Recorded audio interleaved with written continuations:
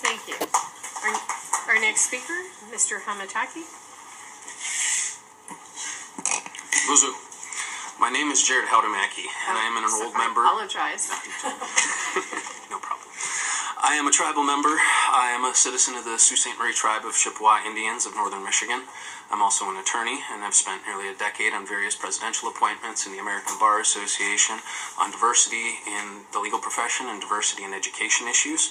I'm past president and current board member of the Native American Bar Association of Washington, D.C., and most importantly, I have a kindergartner at Highland Elementary. On September 11th, as I was dropping my kindergartner off at Highland, I noticed the principal wearing a burgundy and gold polo shirt, and on the sleeve was the slur that has been held in federal courts as being inherently offensive and has resulted in the invalidation of the trademark. Several other staff members, including my son's teacher, were also wearing team merchandise that day, some of which featured the slur and some of which featured the logo, which is a stereotyped image of a Plains Indian. I sent an email to the principal and this board explaining that someone in the position of educational authority should be aware of the detrimental psychological effects that repeated studies have shown that these logos and images and Native mascots have on not only Native students, but on all students. In 2001, this board had the foresight to ban Native mascots from Montgomery County Public Schools. Since then, the issues surrounding Native mascots have continued to play out not only with the DC NFL team, within the NCAA, and the Major League Baseball with the teams in Atlanta and Cleveland.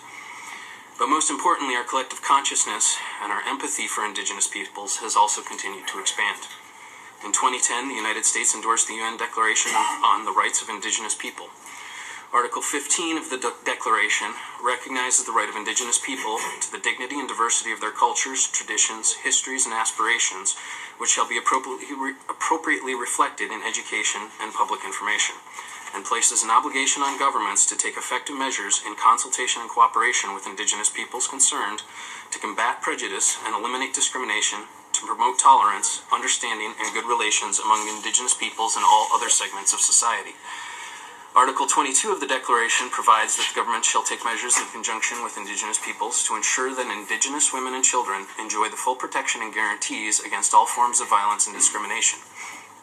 Yesterday, the state of California became the first state to ban the slur and mascots statewide. The Montgomery Public County School website states that clothing that offends or disrupts learning is inappropriate.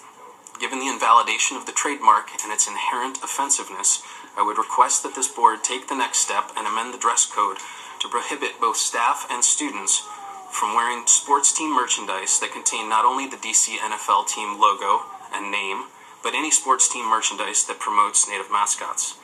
Why Native students should continue to suffer this indignity is inexcusable. Thank you. The board will consider the rest of your testimony. I appreciate it. Okay.